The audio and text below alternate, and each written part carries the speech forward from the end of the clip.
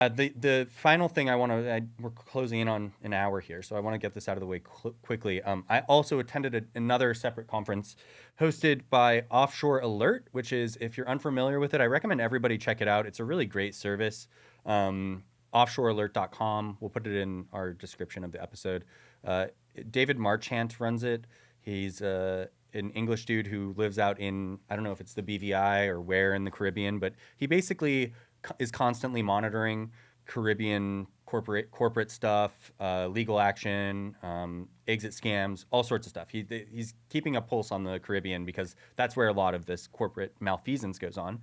And he did a conference in Miami this year, and I got invited again to speak, which was lovely. I was sitting on a panel with Dirty Bubble Media and Ben Foldy from the Wall Street Journal.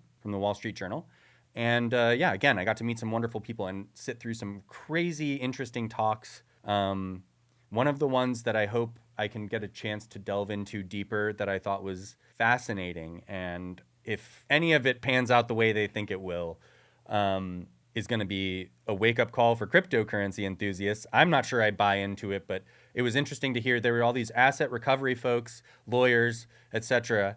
And I raised my hand and I asked them a question because their talk was about how about asset recovery and cryptocurrency, and one of the things they were saying was that it eventually will be cheaper and more efficient than traditional asset recovery.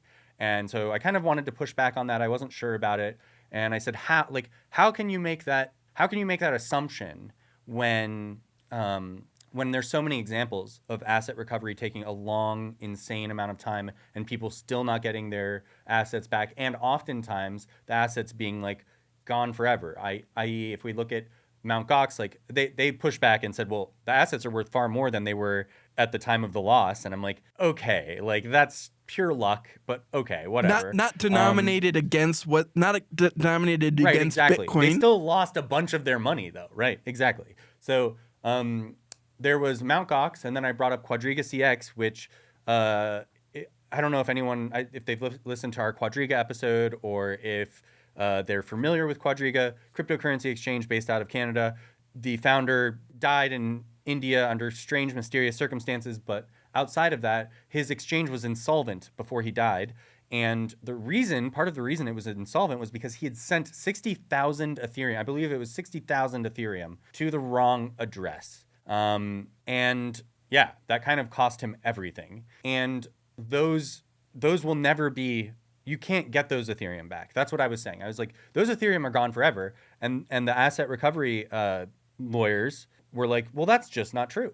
And I was like, well, how do you mean that's not true? Like, it's sent to the wrong address. How could you possibly get it back? How are you going to wake up the address? There's not, like, what are you talking about? And they were like, well, no, you just compel the government to force the node operators to make sure that those assets are essentially sent back to where they're supposed to be and handed out to the people they're supposed to be handed out to. I mean, look, if the government can compel every node operator of every cryptocurrency to do their will, I'm going to be fascinated. If that's something that happens, it kind of destroys the entire use case for cryptocurrency. So Cass, do you remember our episode, Stablecoins Will Fork Your Chain If They Want to Fork? Or my article, Goddamn Forking Stablecoins? Because, basically what they're proposing is effectively a DAO-level hard fork each and every time they need to recover these assets, right? And my thesis in that episode, and this is back in, the 30s or something like that, was that it's actually easier to force a hard fork now because you don't pressure the node operators. What you do is you pressure Circle. And you tell Circle you need to move to this new version of the chain. This is the version of the chain that you will recognize. And on this version of the chain, we made this change. And then the other node operators need to follow Circle because Circle is so important to the ecosystem built on top of Ethereum. Circle collateralizes MakerDAO. Circle is built into so many protocols that Circle is basically the deciding factor in a fork. And so I don't think they can compel every node operator, but Circle's a U.S. domiciled company. Sure. Circle's the exception to the rule here. And I think what you're suggesting would ultimately, we would see the same kind of thing that we see with cryptocurrency exchanges when they have to enforce rules finally, right? Which is not that like, oh, well now all the exchanges are following the rules. Awesome. No, of course not, dude. Everybody flees BitMEX when BitMEX has to institute KYC AML. Everyone flees Bitfinex when Bitfinex starts instituting KYC AML. Binance was so afraid to institute KYC AML properly that we saw in these emails, they're like, we don't want our customers to just leave. So you can see how this plays out. And I think that, you can compel Circle to do it, but then you just have Tether getting stronger and stronger and stronger, don't you?